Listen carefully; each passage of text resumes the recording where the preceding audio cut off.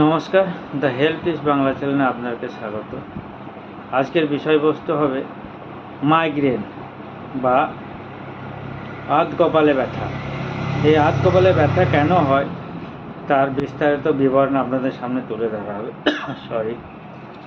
মাফ করবেন। এই অসুখটা বেশিরভাগই বংশগত কারণে হয়। 70% বংশগত কারণ থেকে দেখা দেয়। এর বয়স আক্রান্ত হয় 17 থেকে 30 বছর বয়সের মধ্যে বেশি আক্রান্ত দেখা যায়। পুরুষদের থেকে মহিলাদের অসুখ এটা বেশি হয়। এই রোগের কারণটা কি? কারণ হচ্ছে সেরোটোনিন হরমোনের বিপাকে গোলযোগ, মস্তিষ্কের রক্ত চলাচলে ব্যাঘাত, মাথায় খুলির নিকটবর্তী ধমনীর সমৃদ্ধ প্রসারণ, মানসিক কারণ, আঘাত প্রাপ্তি, vitamin B1, B6 and B12 এর অভাবে প্রকৃতি থেকে এই ঘটনা ঘটে, মাথায় ব্যথা শুরু হয়। এছাড়াও এই রোগের হাতে অত্যাধিক উজ্জ্বল আলো চোখে পড়া, ঋতুকালে গর্ভনিরোধক বড়ি খেলে, এছাড়াও অত্যাধিক ঘুমালে, সময়ের খাদ্য না খেতে পেরে এই সমস্ত বেশিরভাগ দেখা যায়।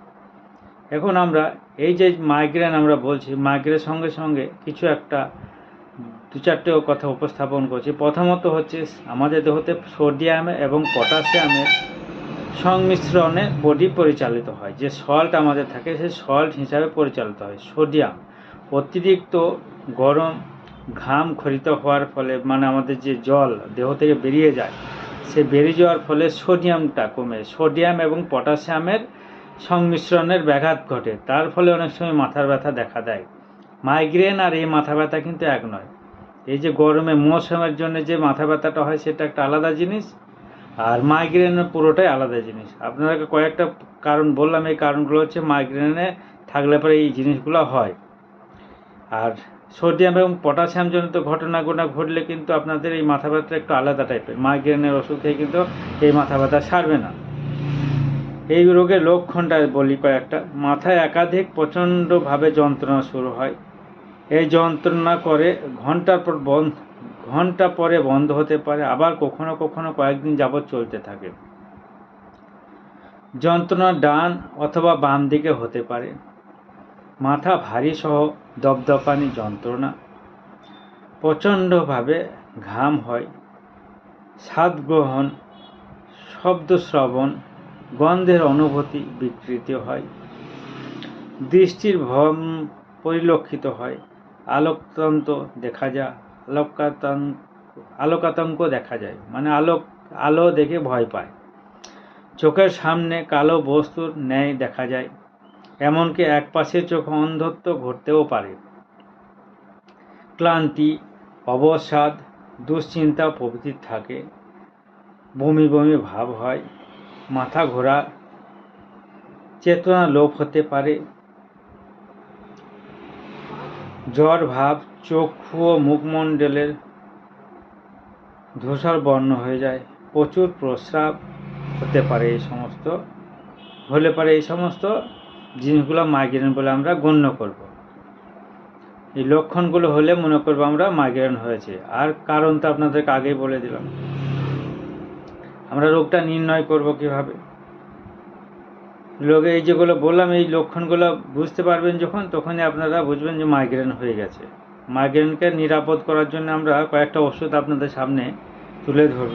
প্রথমত হচ্ছে মাইগ্রেন ট্যাবলেট পাওয়া যায়। যে কোনো ওষুধের দোকানে মাইগ্রেন ট্যাবলেট বললে আপনাদেরকে দিয়ে দেবে, যদি ঠিকঠাক দোকানে পৌঁছাতে পারেন তবে। এর সঙ্গে সঙ্গে দ্বিতীয়ত হচ্ছে ঘুম না হওয়ার ফলে কয়েকটা ঘুমের ওষুধও খেতে পারেন আপনারা।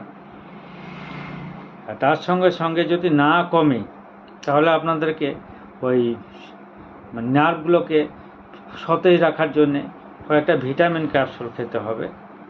লোপিক অ্যাসিড, এর সঙ্গে সঙ্গে মেগাপ, এই সমস্ত জিনিসগুলো যে কম্পোজিশন থাকে মাল্টিভিটামিনের, সেই মাল্টিভিটামিনগুলো আপনারা খেতে পারেন।